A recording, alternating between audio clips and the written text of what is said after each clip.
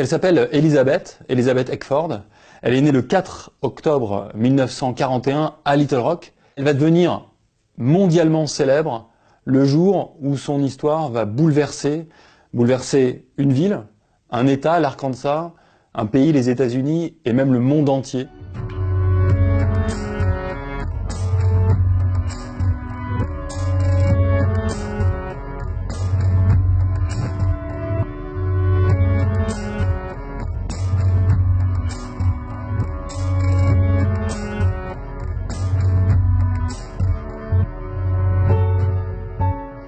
Elle est seule face à une marée humaine qui l'insulte, qui appelle au lynchage.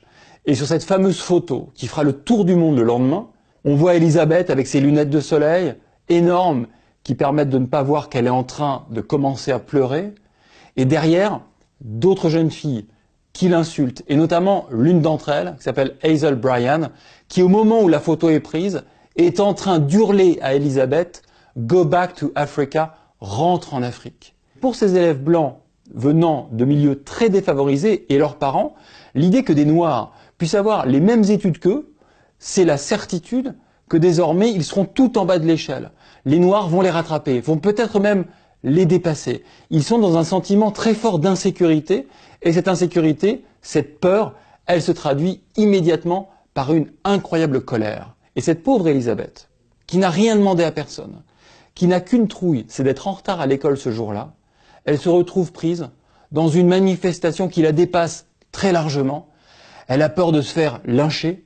Elle va se retrouver toute seule sur un banc pour attendre le bus. Il y a un journaliste américain qui va venir à côté d'elle, un blanc, qui va lui prendre le cou, comme à sa fille, et qui va lui dire cette phrase magnifique « Ne pleure pas, il ne mérite pas tes larmes ».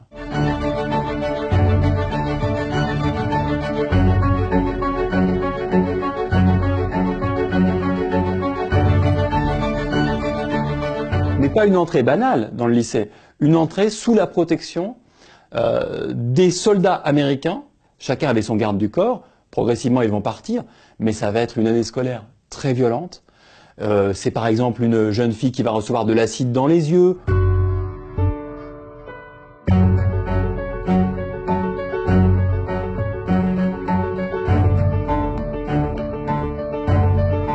Aujourd'hui, Elizabeth, qui est une héroïne de l'histoire américaine, c'est une femme qui vit dans une maison, certes jolie, mais dans un quartier très défavorisé.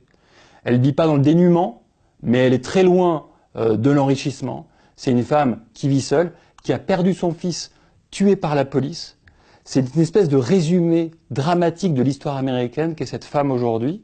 Mais elle n'est pas une icône de la lutte pour les droits civiques, si ce n'est par cette photo. Cette photo est devenue une photo iconique. Mais il faut dépasser la photo. Et quand on dépasse la photo, on voit le drame que ça représente. C'est pas quelqu'un qui a été ensuite le porteur d'un étendard ou d'un discours. C'est une femme qui a souffert toute sa vie et qui souffre encore.